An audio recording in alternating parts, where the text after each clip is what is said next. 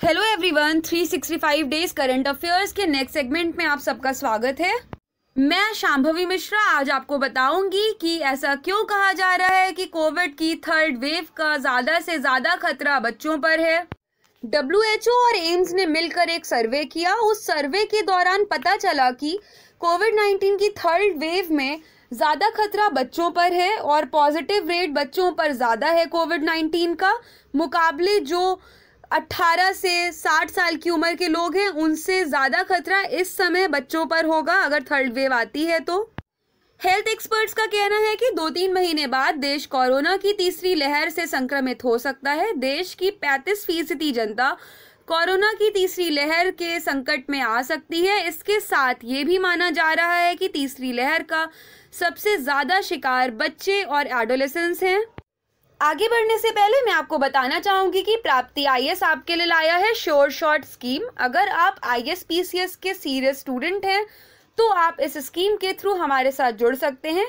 इस स्कीम में हम आपको रिटन अश्योरेंस देते हैं कि हम आपका प्री और मेंस क्वालिफाई कराएंगे और रिटन गारंटी देंगे। इफ एनी हाउ प्री या मेंस नहीं निकलता, पैसे रिटर्न की गारंटी है। For more information contact us on the number given below और ईमेल अस एट praptiias@gmail.com।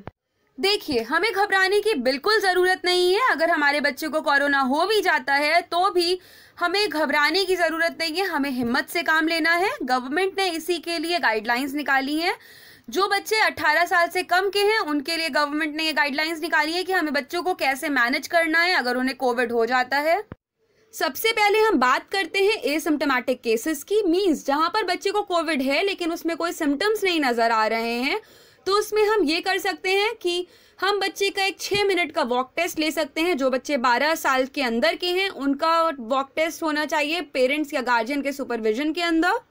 अब बात आती है कि एसिम्प्टोमेटिक केसेस का ट्रीटमेंट कैसे करना है। अगर बच्चा 0 से 12 साल की उम्र के अंदर का है तो उसकी इमीडिएट केयर उसके पेरेंट्स या उसके गार्जियन के अंडर में होनी चाहिए। उसके लिए no specific medication is required. कोई स्पेसिफिक मेडिकेशन की जरूरत नहीं है। हम तब तक अपना मेडिकेशन कंटिन्यू कर सकते हैं जब तक हमें लगता है कि बात हमारे हाथ में है। और हमें कोविड के एप्रोप्रिएट बिहेवियर्स का भी ध्यान रखना है। हमें इंश्योर करना है कि उसके ओरल फ्लूइड्स मेंटेन रहे जिससे उसकी बॉडी हाइड्रेटेड रहे। प्लस उसकी जो डाइट है वो फुल ऑफ न्यूट्रिशन होनी चाहिए। उसकी डाइट पूरी पोषण से भरी हुई होनी चाहिए। अनहेल्दी वो ना खाए तो ज़्यादा अच्छा होगा, क्योंकि अगर उसकी बॉडी को रिकवर करना है तो उसकी बॉडी में न्यूट्रिशन का होना ज़्यादा ज़रूरी है। प्लस उसकी बॉडी हाइड्रेटेड रहे। अगर तब भी कंडीशन नहीं सही होती तब हमें सिर्फ मेडिकल हेल्थ की ज़रूरत है। अब हम बात करते हैं कि अगर माइल्ड केसेस हैं तो उसमें क्या सिम्टम्स होंगे। उसमें सिम्टम्स होते हैं सोर थ्रोट, मीन्स उस बच्चे का गला सूख सकता है। दूसरा पॉइंट आता है कफ विद नो ब्रीदिंग डिफिकल्टी। बच्चे को कफ हो सकता है लेकिन उसको ब्रीदिंग में कोई डिफिकल्टी नहीं होगी। थर्ड पॉइंट है SpO2 should be greater than 94% on room air. Means उसका जो सैचुरेटेड ऑक्सीजन लेवल है वो 94% से ज़्यादा होना चाहिए। Plus take 6 minute walk test in children above 12 years under supervision of parents या गार्जियन। हमें एक बच्चे का 6 मिनट का वॉक टेस्ट कराना चाहिए। जो बच्चे 12 साल से ऊपर के हैं उनका एक वॉक टेस्ट होना चाहिए 6 मिनट का, सुपरविजन के अंदर होना चाहिए पेरेंट्स या गार्जियन के। अब बात आती है कि अगर बच्चे को माइल्ड केस है तो हमें उसके ट्रीटमेंट में किन खास बातों का ध्यान रखना है। अगर बच्चे को फीवर आ रहा है तो हम उसे पैरासीटामोल दे सकते हैं 10 से 15 mg का। ये डोज हम हर 4 से 6 घंटे में रिपीट कर सकते हैं। अगर बच्चे का गला सूख रहा है या उसे कफ हो रहा है तो हम उसे गुनगुना पानी दे सकते हैं नमक वाला, जिससे वो गार्गिल कर सकता है। ये चीज लेकिन हम सिर्फ बड़े बच्चों को या एडोलेसेंट्स को ही दे सकते हैं, छोटे बच्चों को नहीं दे सकते। दूसरी बात हमें ध्यान रखनी है कि बच्चे की बॉडी हाइड्रेटेड रहे। हमें उसके फ्लूइड्स और फीड्स का ध्यान रखना है। बच्चा अच्छा खाना खाए प्लस उसकी बॉडी हाइड्रेटेड हो। हमें उसके ओरल फ्लूइड्स का ध्यान रखना है, उसकी न्यूट्रिशियस डाइट का ध्यान रखना है। Antibiotics are not indicated. Anti microbials की भी जरूरत नहीं है। Maintain monitoring chart including counting of respiratory rate 2-3 times a day. हमें एक चार्ट बनाना है जिसमें हमें उसके रेस्पिरेटरी रेट का ध्यान रखना है। 2 से 3 बार दिन में उसका रेस्पिरेटरी रेट चेक करना है। प्लस हमें उसके चेस्ट का ध्यान रखना है कि उसमें कोई इनड्रॉइंग तो नहीं हो रही है, कुछ ऐसा तो हमें नहीं दिख रहा जो कि पहले नहीं था। उसकी बॉडी का कलर तो नहीं चेंज हो रहा है, ब्लूइश या डिस्कलरेंट तो नहीं हो रही है उसकी बॉडी। कोल्ड एक्सट्रीमिटीज तो नहीं हो रही है, उसकी बॉडी बहुत ज़्यादा ठंडी तो नहीं हो रही है। यूरिन आउटपुट उसका प्रॉपर है कि नहीं है। ऑक्सीजन सैचुरेशन उसका प्रॉपर है कि नहीं है, फ्लूइड्स इनटेक का हमें उसके ध्यान रखना है, उसके एक्टिविटी लेवल का ध्यान रखना है, और ये सारी बातें हमें यंग चिल्ड्रन में ज़्यादा ध्यान देनी है। अब हम बात करते हैं कि अगर मॉडरेट केसेस हैं तो क्या सिम्टम्स होंगे। In addition to symptoms, in mild cases check for pneumonia which may not be apparent.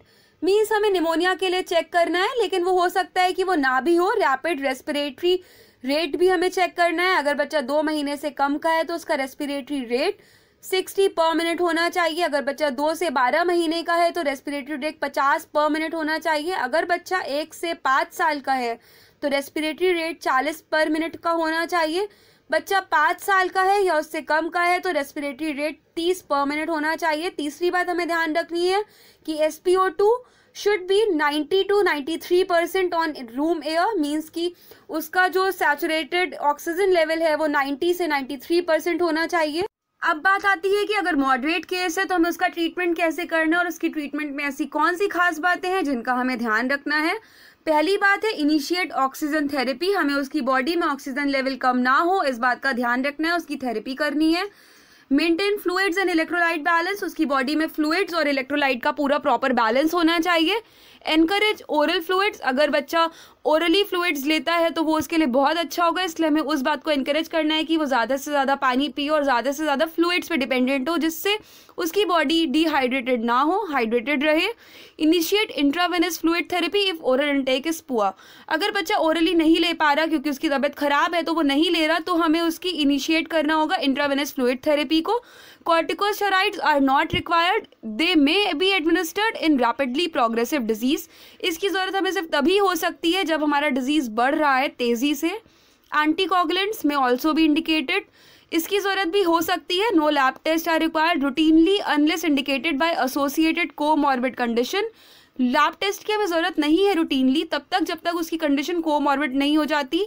For fever हमें उसको देना है 10 से 15 mg का पैरासीटामोल, जिसको हम हर 4 से 6 घंटे में रिपीट कर सकते हैं। Anti microbials to be administered if there is evidence supervision of super added bacterial infection. हमें उसको एंटी माइक्रोबियल्स सिर्फ तब देने हैं जब हमें लगता है कि उसका जो डिजीज़ है वो ज़्यादा तेज़ी से बढ़ रहा है।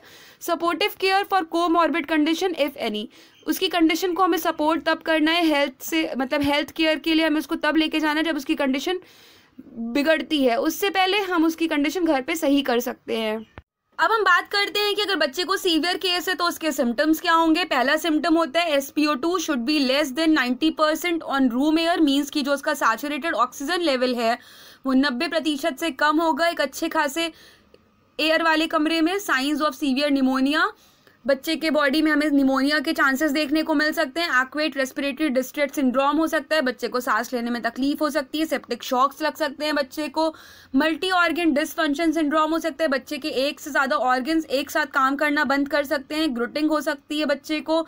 सीवियर रिएक्शन ऑफ चेस्ट हो सकता है, उसके चेस्ट में हमें अचानक से एक रिएक्शन देखने को मिल सकता है। बच्चा लेथार्जी फील कर सकता है, मीन्स बच्चा बहुत थका हुआ फील कर सकता है। बच्चे को सोमलेंस हो सकती है, बच्चे को मतलब बहुत ज़्यादा नींद आ सकती है। सेजर हो सकता है, बच्चे को दौरे पड़ सकते हैं। एक्सेस ऑफ थ्रोम्बोसिस हो सकता है, मीन्स बच्चे की बॉडी में ब्लड क्लॉटिंग होने शुरू हो सकती है। HLH हो सकता है बच्चे को, मीन्स बच्चे की बॉडी में या फेस पे हमें एक सूजन देखने को मिल सकती है। ये सारे सिम्टम्स होते हैं सीवियर केसेस के। अब हम बात करते हैं कि अगर बच्चे को सीवियर केस है तो उसका ट्रीटमेंट कैसे करना है, कौन से ऐसे मेन पॉइंट्स हैं जिनका हमें ध्यान रखना है। पहला पॉइंट आता है इनिशिएट इमीडिएट ऑक्सीजन थेरेपी। उसकी बॉडी में ऑक्सीजन कम ना हो, इसीलिए हमें उसकी तुरंत से ऑक्सीजन थेरेपी पे ध्यान देना है। Maintain fluids and electrolyte balance, उसकी बॉडी में फ्लूइड्स और इलेक्ट्रोलाइट बैलेंस का प्रॉपर होना बहुत ज़रूरी है। Corticosteroids therapy to be initiated, corticosteroid therapy भी हमें उसको देनी है। एंटीकोगुलेंट्स में ऑल्सो भी इंडिकेटेड, इसकी भी ज़रूरत पड़ सकती है। In case acute respiratory distress syndrome होता है बच्चे को तो हमें उसका मैनेजमेंट तुरंत से तुरंत देखना बहुत ज़रूरी है, क्योंकि इसमें भी रिस्क हो सकता है। इन केस शॉक डेवलप्स तब भी हमें उसका मैनेजमेंट करना बहुत ज़रूरी है तुरंत। Anti microbials to be administered if there is evidence supervision of super added bacterial infection. अगर हमें दिखता है कि उसकी बॉडी में जो बैक्टीरिया है वो बहुत तेज़ी से बढ़ रहा है तब हमें उसको एंटी माइक्रोबियल्स को देना ज़रूरी है। May need organ support in case of organ dysfunction, अगर उसकी बॉडी में कोई ऑर्गन वर्क नहीं कर रहा है तो हमें उसका ऑर्गन ट्रांसप्लांट भी कराना पड़ सकता है। मैंने आपको बताया कि बच्चे को अगर एसिम्प्टोमेटिक केस है, मॉडरेट केस है, माइल्ड केस है या सीवियर केस है तो हमें उसका ट्रीटमेंट कैसे करना है और उसके क्या सिम्टम्स होंगे। अब मैं आपको बताती हूँ कि उसमें इन्वेस्टिगेशंस की, किन इन्वेस्टिगेशंस की ज़रूरत है। पहला पॉइंट आता है no investigations are required in asymptomatic and mild cases. Asymptomatic और माइल्ड केस में हमें किसी इन्वेस्टिगेशन की ज़रूरत नहीं है।